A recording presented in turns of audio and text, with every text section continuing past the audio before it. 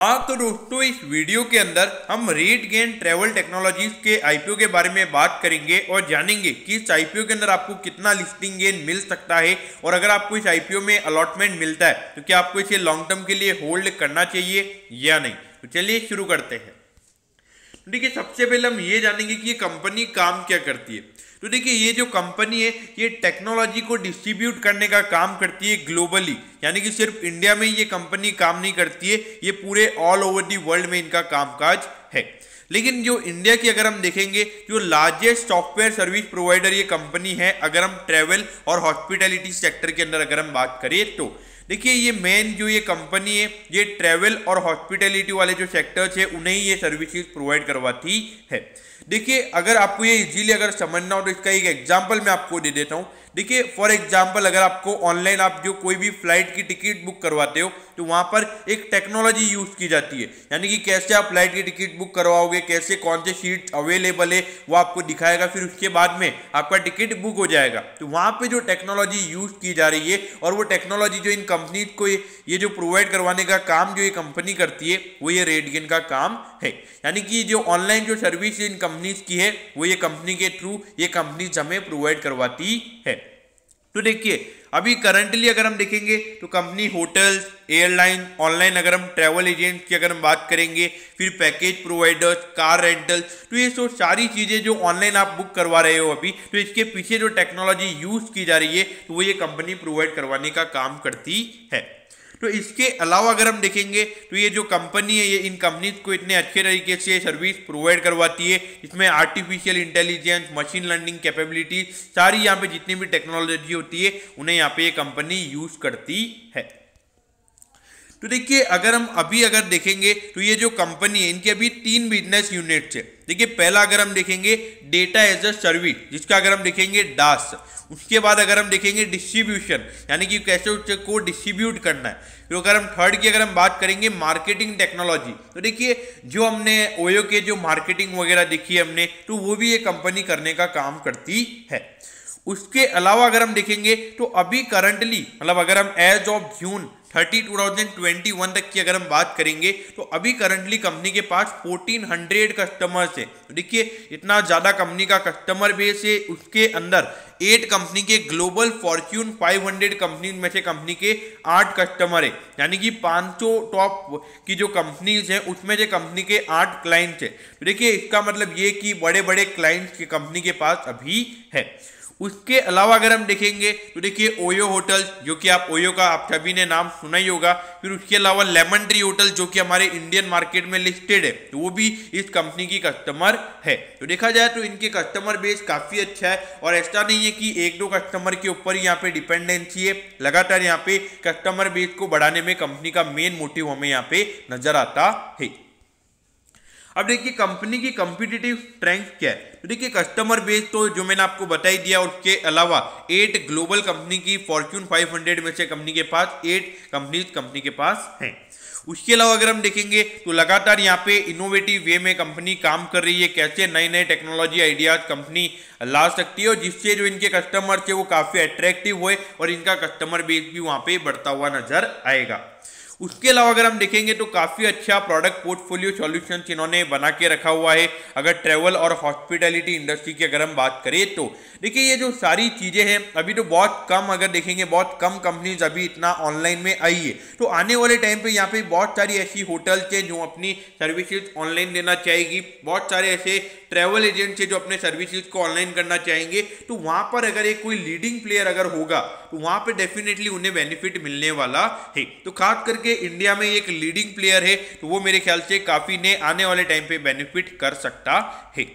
उसके अलावा अगर हम बात करेंगे तो देखिए, लगातार इनका एक्विजिशन के ऊपर यहाँ पे काफी अच्छा सा इनका फोकस है, क्योंकि देखिए अगर छोटी छोटी कंपनीज को अगर ये एक्वायर करते चले जाएंगे तो वहाँ पे इनऑर्गेनिक ग्रोथ की भी वहाँ पे कंपनी के चांसेस काफी ज्यादा हो जाएंगे। और अगर इनऑर्गेनिक ग्रोथ कंपनी के अच्छे से हो जाती है तो डेफिनेटली आने वाले टाइम पे कंपनी अच्छे से परफॉर्म कर सकती है।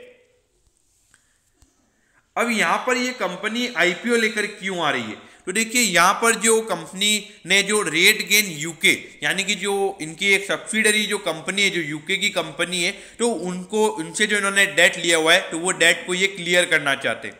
तो इससे मैं एक बार आपको ये भी बता दूं कि लगभग 111 करोड़ का कंपनी का ऑन डेट कंपनी के ऊपर अभी डेट है। तो देखा जाए लगभग 375 करोड़ कंपनी फ्रेश इश्यू के फॉर्म में ले रही है। तो वहां पर अगर ये पूरा डेट अगर क्लियर हो जाता है तो वहां पे एट दी एंड में कंपनी के नेट प्रॉफिट में वो इंटरेस्ट वाला नंबर हमें जुड़ता हुआ नजर आएगा। उसके अलावा अगर हम देखेंगे तो जो DHISCO ये जो कंपनी ने इसको एक्वायर किया है तो इसका जो डेफर्ड कंसीडरेशन है यानी कि जो फर्स्ट पेमेंट है वो ये कंपनी उनको देना चाहती है। उसके अलावा अगर हम देखेंगे तो स्ट्रेटेजिक इन्वेस्टमेंट यानी कि बहुत सारी छोटी कंपनीज हैं उनके ऊपर कंपनी को इन्वेस्ट करना है क्योंकि आने वाले टाइम पे कंपनी के लिए काफ़ी अच्छा साबित हो सकता है। उसके अलावा जो टेक्नोलॉजी का इनोवेशन वगैरह कैसे नए नए आइडियाज लेकर आने और पूरा अगर हम देखेंगे जो आर्टिफिशियल इंटेलिजेंस है उसके ऊपर यहाँ पे कंपनी को इन्वेस्टमेंट करना है तो उसके लिए कंपनी IPO लेकर आ रही है। उसके अलावा कंपनी को कैपिटल इक्विपमेंट्स लेने, कंपनी के जो डेटा सेंटर कंपनी को लॉन्च करने, तो उसके लिए भी ये कंपनी यहाँ पे जो कंपनी को IPO के थ्रू फंड रेज होने वाला है तो ये इतनी सारी चीजें कंपनी फंड से करने वाली है। तो देखिए यहाँ पर अगर हम देखेंगे तो 2019 में जो कंपनी के रेवेन्यू के नंबर थे वो थे 272 करोड़। तो वहां पर अगर हम देखेंगे तो 19-20 वाले जो ईयर में जो कंपनी का रेवेन्यू का नंबर है ये काफी अच्छे तरीके से बढ़ा है। अराउंड 50% की ग्रोथ हमें कंपनी के रेवेन्यू के नंबर्स में देखने को मिली है। अब उसके बाद 2021 वाला ईयर आपको थोड़ा बेकार लगेगा क्योंकि यहाँ पर रेवेन्यू का नंबर काफ़ी बुरे तरीके से गिरा है। लेकिन देखिए वो पूरा ईयर अगर हम देखेंगे कोविड वाला ईयर रहा है, शुरुआत के 6 महीने लॉकडाउन वगैरह थे। तो मेन हॉस्पिटैलिटी सेक्टर के अंदर कंपनी का काम है, जो सर्विसेज कंपनी प्रोवाइड करवा रही है। तो इनके जिन कंपनीज के लिए कंपनी काम करती है उन्हें वहाँ पर कोई रेवेन्यू जनरेशन ज़्यादा देखने को नहीं मिला था। तो सीधी सी बात है इन्हें भी कोई वहाँ पे रेवेन्यू नहीं देखने को मिलेगा। तो यहाँ पर मेरे ख्याल से अगर हम यहाँ तक के नंबर्स की बात करेंगे तो ये नंबर्स काफ़ी अच्छे हैं। आपको लगेगा कि कंपनी लॉस में, लेकिन देखिए यहाँ पे एग्रेसिवली ग्रोथ के ऊपर ज़्यादा फोकस है। ऐसा नहीं है अगर कंपनी को प्रॉफिट में आना है तो ऑन डेट कंपनी अपने जो एक्विजिशन कंपनी कर रही है उनको बंद करके ऑन डेट कंपनी यहाँ पे प्रॉफिटेबल बन सकती है। यहाँ पे मेरे ख्याल से प्रॉफिटेबिलिटी पॉइंट ऑफ व्यू से चीज़ें नहीं देखनी चाहिए, ऐसा देखना चाहिए कि क्या एग्रेसिवली ये कंपनी ग्रो हो सकती है। तो यहाँ पर हम IPO के बारे में बात करते हैं तो देखिए 7 तारीख को ये IPO ओपन होगा और 9 तारीख को ये IPO क्लोज हो जाएगा। उसके अलावा अगर हम बात करेंगे तो 425 रुपये का यहाँ पे कट ऑफ प्राइस है और एक लॉट के अंदर 35 शेयर्स हैं। तो मिनिमम आपको इतने शेयर्स के लिए अप्लाई करना है। अगर इश्यू साइज की बात करेंगे तो 1335 करोड़ का यहाँ पे टोटल इश्यू साइज है, जिसमें से 375 करोड़ का जो फंड है ये कंपनी के पास जाएगा। कंपनी अपने ग्रोथ के लिए इस फंड को यूज करने वाली है। अगर हम ऑफर फॉर सेल की बात करेंगे तो 960 करोड़ का यहाँ पे ऑफर फॉर सेल है। ये कंपनी के प्रमोटर्स के पास ये फंड जाने वाला है। हाँ, तो यहाँ पर अगर हम रिटेल कोटा की अगर हम बात करेंगे तो 10% का यहाँ पे रिटेल कोटा है, क्योंकि यहाँ पे कंपनी लॉस में, तो अकॉर्डिंग टू सेबी रूल यहाँ पे रिटेल कोटा 10% ही होगा। अब यहाँ पर अगर हम अलॉटमेंट की बात करेंगे तो 14 तारीख को आपको पता चल जाएगा कि आपको अलॉटमेंट मिला है या नहीं। 15 तारीख को आपको रिफंड मिल जाएगा अगर आपको अलॉटमेंट नहीं मिलता है, और 16 तारीख को आपके डीमैट अकाउंट में शेयर ट्रांसफर हो जाएंगे अगर आपको अलॉटमेंट मिलता है। तो अगर लिस्टिंग की बात करेंगे तो 17 तारीख को ये IPO लिस्ट हो जाएगा। अब देखिए यहाँ पर मिनिमम अगर आपको एक लॉट के लिए अप्लाई करना है तो 14,875 रुपीज़ आपको लगेंगे, और मैक्सिमम आप 13 लॉट के लिए अप्लाई कर सकते हैं रिटेल कैटेगरी के अंदर। इसके लिए 1,93,375 रुपीज़ लगेंगे।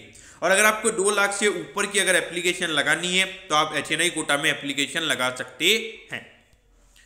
तो यहाँ पर हम एट दी एंड हम वैल्यूएशंस के ऊपर अगर हम बात करेंगे तो देखिए यहाँ पर ये वैल्यूएशंस के बारे में आपको पता नहीं चलेगा, क्योंकि कंपनी पिछले दोनों फाइनेंशियल ईयर से अगर हम देखेंगे तो कंपनी लॉस में है, और ROC का नंबर भी इतना खास हमें देखने को नहीं मिलेगा।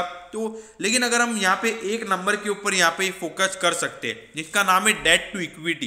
देखिए पहले कंपनी को जो इक्विटी था वो 1.05 था, और 2021 में ये नंबर हो चुका है 0.48। और कंपनी यहाँ पे अगर देखा जाए तो अपने जो डेट, जो कंपनी IPO से फंड रेज कर रही है तो इससे कंपनी अपना डेट कम करेगी। तो वहाँ पे जो डेट टू इक्विटी वाला नंबर है नी के बराबर रह जाएगा। तो डेट टू इक्विटी वाला नंबर, ये जो ऐसी कंपनीज हैं जो एग्रेसिवली ग्रो कर रही है, जिनका रेवेन्यू ग्रोथ आने वाले टाइम पे काफ़ी फिनोमिनल हो सकता है, तो वहाँ पर ये डेट टू इक्विटी वाला नंबर काफ़ी अच्छा साबित हो सकता है। तो देखिए जो नेट एसेट वैल्यू के नंबर की अगर हम बात करेंगे तो लगभग 445 का यहाँ पे कंपनी का कट ऑफ प्राइस है। तो उसके हिसाब से अगर हम देखेंगे तो लगभग 18 के लगभग का यहाँ पे कंपनी का प्राइस टू बुक रेशियो आता है। लेकिन देखिए यहाँ पर अगर कंपनी का डेट कम होगा तो आने वाले टाइम पे जो कंपनी की जो बुक वैल्यू है वो भी हमें बढ़ती हुई नजर आएगी। और यहाँ पे अगर फिनोमिनल ग्रोथ अगर कंपनी की होगी तो प्राइस टू बुक रेशियो पे इसका अगर हम देखेंगे जो वैल्यूएशन है वो करना वहाँ पे थोड़े इश्यूज हो सकते हैं। देखिए यहाँ पर अगर देखा जाए एक न्यू एज टेक्नोलॉजी का ये कंपनी का आईपीओ है। और अगर इश्यू साइज की बात करेंगे तो इतना कोई बड़ा आईपीओ नहीं है, क्योंकि मेन अगर हम देखेंगे 10% का रिटेल कोटा है। लगभग 5000 करोड़ का ये जो अच्छे आईपीओ होते हैं उसके अंदर अच्छा हमें रिटेल का सब्सक्रिप्शन देखने को मिलता है। तो उसके हिसाब से अगर हम देखेंगे 40-50 टाइम ये ऑलमोस्ट सब्सक्राइब हो जाएगा रिटेल कोटा के अंदर। तो मुझे लगता है कि अगर लिस्टिंग गेन के हिसाब से लेना है तो जरूर यहाँ पे अप्लाई करना चाहिए। मुझे लगता है कि अभी ग्रे मार्केट प्रीमियम अवेलेबल नहीं है, लेकिन मुझे लगता है कि अगर मार्केट नॉर्मल रहता है तो यहाँ पे डबल लिस्टिंग इस आईपीओ में आपको देखने को मिल सकती है। उसके अलावा अगर हम बात करेंगे तो long term point of view से चीजें कैसी है, तो देखिए यहाँ पर अगर हम देखेंगे मेन ये कंपनी लीडिंग प्लेयर इंडिया के अंदर हमें नजर आती है। तो यहाँ पर बहुत सारी ऐसी होटल्स है जो अभी ओयो होटल्स के ऊपर डिपेंडेंस है, लेकिन ऐसा नहीं है कि वो ऑल टाइम उनके ऊपर ही डिपेंडेंस रहने वाले हैं। इसके अलावा अगर हम देखेंगे तो बहुत सारे ऐसे ट्रैवल एजेंट्स है जो अपने बिजनेस को ऑनलाइन करना चाहेंगे। यहाँ पे डेफिनेटली इन कंपनीज के लिए देखा जाए तो काफी आने वाले टाइम पे जो रेवेन्यू ग्रोथ की अगर हम बात करेंगे तो काफी वो फिनोमिनल हो सकता है। और मार्केट अगर हम देखें तो काफी क्रेजी है अभी इन आईपीओ के लिए। तो मुझे लगता है कि एक long term point of view से भी मेरे ख्याल से अगर आपको अलॉटमेंट मिलता है तो आप होल्ड कर सकते हैं। तो दोस्तों मैं होप करता हूं कि आपको RateGain ट्रैवल टेक्नोलॉजीज के आईपीओ के बारे में सब कुछ पता चल गया होगा। अगर आपकी कोई भी क्वेरीज है तो आप कमेंट कीजिए, मैं जरूर आपके कमेंट पर रिप्लाई करूंगा। ओके दोस्तों, thank you, have a nice day.